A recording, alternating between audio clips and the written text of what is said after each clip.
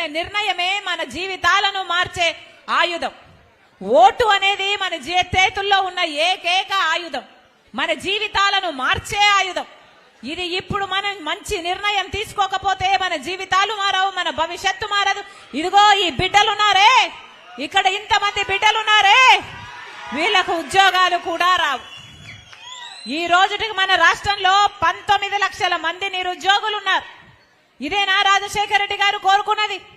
అసలు రాజశేఖర రెడ్డి గారి ఆశయాలు ఎక్కడ? ఇప్పుడున్న ప్రభుత్వం చేస్తున్నదేమిటి?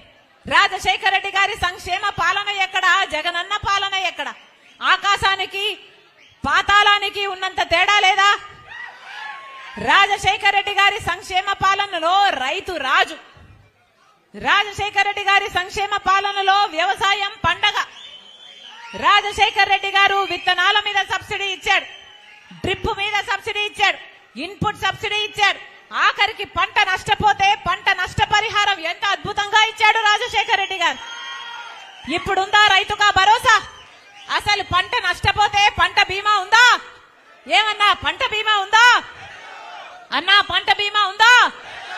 పంట బీమా ఉందా? గట్టిగా అరిచి చెప్పండి, అప్పుడైనా ప్రభుత్వానికి వినిపిస్తుందేమో. కనీసం పంట బీమా కూడా లేదే. మరి ఇదా రాజశేఖర రెడ్డి గారి సంక్షేమ పాలన? ఇది కాదు రాజశేఖర రెడ్డి గారి సంక్షేమ పాలన. రాజశేఖర రెడ్డి గారి సంక్షేమ పాలనకు జగనన్న పాలనకు నక్కకు నాగలోకానికి ఉన్నంత తేడా ఉంది. రాజశేఖర రెడ్డి గారి సంక్షేమ పాలనలో 50 లక్షల మంది పేద విద్యార్థులకు గొప్ప చదువులు చదవాలి అని ఫీజు రీయింబర్స్మెంట్ పెట్టాడు. రాజశేఖర రెడ్డి గారు ఆ రోజు చెప్పిన మాట, మీరు ఏది కావాలంటే అది చదువుకోండి, మీరు డాక్టర్ అవుతారా, మీరు ఇంజనీర్ అవుతారా, మీరు ఎంబీఏ చేస్తారా, మీరు ఎంసీఏ చేస్తారా, మీరు ఏది కావాలంటే అది చదువుకోండి, ప్రభుత్వమే ఉచితంగా చదివిస్తుంది అన్నాడు రాజశేఖర రెడ్డి గారు. అలా ఎంతమంది బిడ్డలు డాక్టర్లు అయ్యారు, ఇంజనీర్లు అయ్యారు, ఎంబీఏలు ఎంసీఏలు ఎంతమంది చేశారు. ఈ రోజు లక్షణంగా ఉద్యోగాలు చేసుకుంటున్నారు. ఇప్పుడుందా పరిస్థితి? 19 లక్షల మంది బిడ్డలు ఉద్యోగాలు వస్తాయి వస్తాయి వస్తాయి అని ఎదురు చూస్తూనే ఉన్నారు. జాబ్ క్యాలెండర్ లేదు, జాబ్ నోటిఫికేషన్ లేదు, ఉద్యోగాల భర్తీ లేదు. 30,000 టీచర్ ఉద్యోగాలు ఖాళీగా ఉన్నాయి.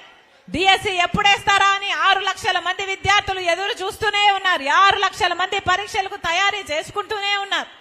కానీ ఒక్కసారి కూడా వేసిన పాపాన పోలేదు. ఇప్పుడు ఎలక్షన్లు వస్తే ఇప్పుడు వేస్తారట డిఎస్సి. ఇక మీరు ఇప్పుడు డిఎస్సి వేస్తే నోటిఫికేషన్ ఎప్పుడు వస్తుంది? వాళ్ళకు పరీక్షలు ఎప్పుడు వస్తాయి? వాళ్ళకు ఉద్యోగాలు ఎప్పుడు వస్తాయి? ఒక్కటంటే ఒక్క గ్రూప్ 1 ఉద్యోగం రాలేదు ఆంధ్ర రాష్ట్ర ప్రజలకు. అంటే మన ఆంధ్ర రాష్ట్ర బిడ్డలు ఒక్క గ్రూప్ 1 ఉద్యోగం చేయడానికి కూడా అర్హులు కారా? ఏమి చెప్పాలనుకుంటున్నారు? ఇంతమంది బిడ్డల జీవితాలతో ఆడుకుంటున్నారే, ఇది న్యాయమేనా? ఒక్క రకంగా అంటే ఒక్క రకంగా అయినా మన రాష్ట్రం బాగుపడిందా? ఇక్కడే ఉంది హంద్రీనివా ప్రాజెక్ట్. రాజశేఖర రెడ్డి గారు హంద్రీనివా ప్రాజెక్టును చేపట్టారు. ఆ రోజుల్లోనే రాజశేఖర రెడ్డి గారు 4,500 కోట్ల రూపాయలు ఖర్చు పెట్టారు. ఆ ప్రాజెక్టు 6.5 లక్షల ఎకరాలకు నీళ్లిచ్చే ప్రాజెక్టు, 33 లక్షల జనాభాకు నీళ్లిచ్చే ప్రాజెక్టు. అటు సాగునీరు ప్రాజెక్టు, ఇటు తాగునీరు ప్రాజెక్టు. కానీ ఈ రోజుటికి